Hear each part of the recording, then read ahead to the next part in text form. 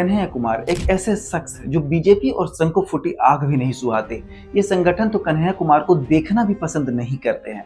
वहीं दूसरी तरफ राहुल गांधी है। कन्हैया कुमार राहुल गांधी के पसंदीदा शख्स में शुमार हैं। संगठन में एनएसयूआई के राष्ट्रीय प्रभारी जैसे बड़े पद पर भी हैं। हर चुनाव में टिकट भी ले आते हैं, लेकिन नतीजा वही ढाक के 3 पद।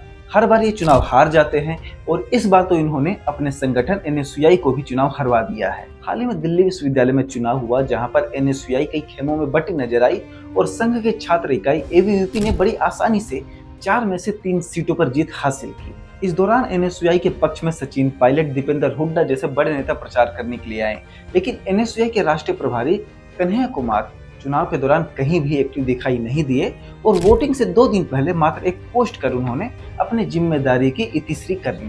अब इसके पीछे काफी सारी थ्योरी चल रही है। कुछ लोग एनएसयूआई की हार के लिए सचिन पायलट, तो कुछ लोग कन्हैया कुमार को दोषी बता रहे हैं। कुछ लोगों के निशाने पर एनएसयूआई के राष्ट्रीय अध्यक्ष वरुण चौधरी भी हैं। वरुण चौधरी पर तो टिकट बेचने के भी आरोप लग रहे हैं। ऐसी जानकारी सामने आ रही है कि कन्हैया कुमार राहुल झासला यादव को अध्यक्ष पद का टिकट देना चाहते थे, लेकिन कन्हैया कुमार के विरोध में खड़े हो गए थे वरुण चौधरी, हनी बग्गा और सचिन पायलट का गुट। तो सचिन पायलट के गुट ने कन्हैया कुमार को साइडलाइन किया और जोसली नंदिता चौधरी को अध्यक्ष पद का टिकट दिया। ऐसा बताया जा रहा है कि जोसली नंदिता चौधरी चुनाव से कुछ महीने पहले ही एनएसयूआई में शामिल हुई थी। उनका ग्राउंड पर कोई जनाधार नहीं था और इसी वजह से एनएसयूआई प्रभारी कन्हैया कुमार चुनाव में एक्टिव दिखाई नहीं दिए। हालांकि कन्हैया कुमार के जो उम्मीदवार रहे राहुल झासला यादव, उन्होंने पूरे चुनाव में सबसे ज्यादा वोट प्राप्त किए हैं। एबीवीपी के जो तीनों कैंडिडेट जीते हैं, उनमें से भी सबसे ज्यादा वोट राहुल झासला यादव को मिला है। और ऐसी चर्चाएं की जा रही हैं कि अगर अध्यक्ष पद के लिए राहुल झासला यादव को एनएसयूआई टिकट देती तो आज अध्यक्ष का पद भी कांग्रेस के पास होता। ऐसा लगता है कि कन्हैया कुमार राजनीतिक जिम्मेदारियों से दूर भागते हैं।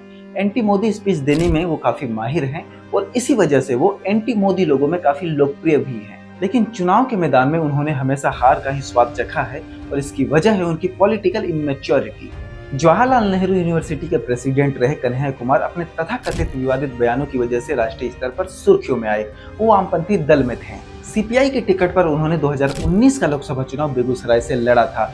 हालांकि उन्हें बीजेपी के कद्दावर नेता गिरिराज सिंह के हाथों बुरी तरीके से हार झेलना पड़ा।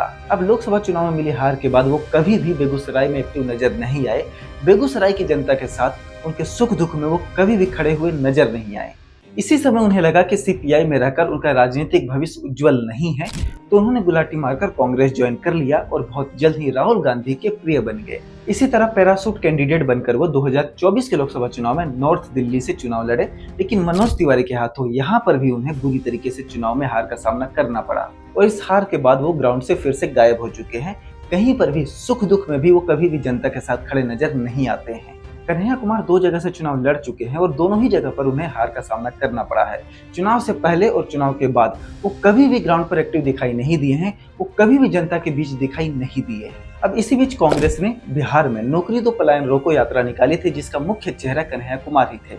लेकिन इस यात्रा के खत्म होते ही कन्हैया कुमार एक बार फिर से भीड़ में कहीं गुम हो गए हैं। वो बीच बीच में आलाकमान के आदेश पर एक्टिव तो होते हैं, लेकिन फिर ऐसा लगता है कि पिकनिक मनाने छुट्टियों पर चले जाते हैं। और वैसे भी कन्हैया कुमार को बिहार की राजनीति में भाव नहीं मिल रहा है और इसके पीछे की वजह है लालू परिवार।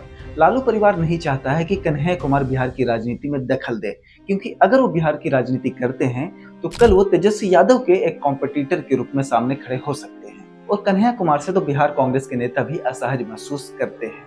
बहरहाल कन्हैया कुमार वो राजनीतिक तारे हैं जिनकी चमक तो फिलहाल फीकी पड़ी हुई है। क्या राजनीति में वो जेएनयू के तथाकथित विवादास्पद बयान के इतर भी अपनी कोई पहचान बना पाएंगे या फिर वो आयाराम गयाराम की तरह राजनीति करते रहेंगे? फिलहाल ये सारे सवालों के जवाब तो भविष्य के गर्भ में है। वैसे आप बताइए, क्या आपको कन्हैया कुमार में कोई बड़ा लीडर नजर आता है या फिर वो सिर्फ बयानों के नेता है, बयानवीर नेता है? अपनी राय हमें कमेंट बॉक्स में जरूर बताइएगा। देश दुनिया की तमाम बड़ी खबरों के लिए और बिहार चुनाव के लेटेस्ट अपडेट्स के लिए वयम भारत यूट्यूब चैनल को सब्सक्राइब कर लीजिए। धन्यवाद।